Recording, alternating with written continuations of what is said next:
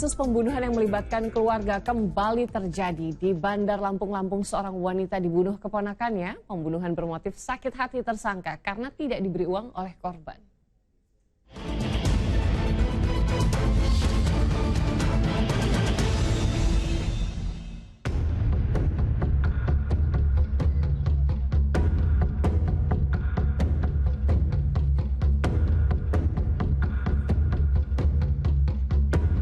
Terjepit masalah ekonomi dan faktor sakit hati menjadi kombinasi mematikan yang bisa merenggut nyawa seseorang. Seperti yang dialami seorang perempuan yang tinggal seorang diri di sebuah rumah di Gang Langgeng, Kecamatan Tanjung Karang, Bandar Lampung. Ia ditemukan dalam kondisi tubuh telah rusak dan mengeluarkan bau tak sedap dari dalam rumah.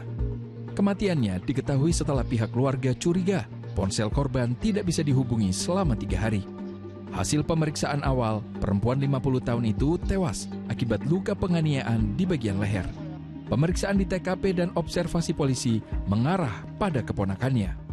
Ini diduga pelakunya itu adalah, masih diduga ya, itu masih keponakannya. Keponakannya, inisialnya BS, tapi kita masih pendalaman. Korban yang merupakan kader Posyandu, semasa hidupnya dikenal ramah, sehingga kematiannya akibat dibunuh mengejutkan para tetangga. Biasanya dia Posyandu, untuk dia ngambil kue ke Bilabong, antar saya kerja tempat Mbak ini, udah gitu aja. Oh, tahu-tahu korban meninggal dari tetangga atau dari mana? Dari keluarganya. Dari keluarganya. Iya. Cuma kan memang 4 hari WA-nya nggak aktif. Oh, korban 4 hari nggak aktif. Tahu-tahu? Ya pokoknya saya ping terus nggak aktif gitu. Biasanya kan aktif 24 jam WA-nya. Sempat komunikasi Denny ribut sama siapa? Enggak. Enggak ada. Tahu-tahu sudah ditemukan meninggal. Oh, yang kita ketahui sendiri ini jenazahnya udah berapa hari di sini? Katanya 4 hari. 4 hari. Keponakannya yang ditetapkan jadi tersangka mengaku sakit hati atas perlakuan bibinya. Selain menolak dimintai uang, korban pernah melaporkan tersangka ke polisi karena pernah menggelapkan motor. Pelaku mencoba meminta uang kepada korban, namun korban tidak memberikan. Motif lain ini, pelaku ini kesal karena sebelum kejadian ini pelaku ini sempat dilaporkan oleh korban karena memang sudah pernah menggelapkan motor korban juga. Waktu itu dilaporkan di Polsek Tanjung Karang Barat, namun karena korban ini kasihan sehingga laporan itu dicabut dan selesai dengan damai. Tapi setelah ini dia melakukan meminta uang kembali kepada korban. Korban kesal, marah kepada pelaku tidak terima dan akhirnya membunuh si korban. Kejadian pembunuhan bermula saat pria 27 tahun itu mendatangi rumah bibinya pada Jumat 21 November.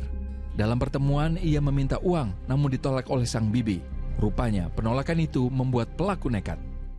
Begitu malam tiba, pria yang bekerja sebagai karyawan swasta itu lantas memasuki rumah bibinya yang bersebelahan dari atas plafon. Tersangka kemudian menganiaya korban hingga tewas. Usai membunuh, tersangka memakaikan busana pengantin dan mukena ke jasad bibinya.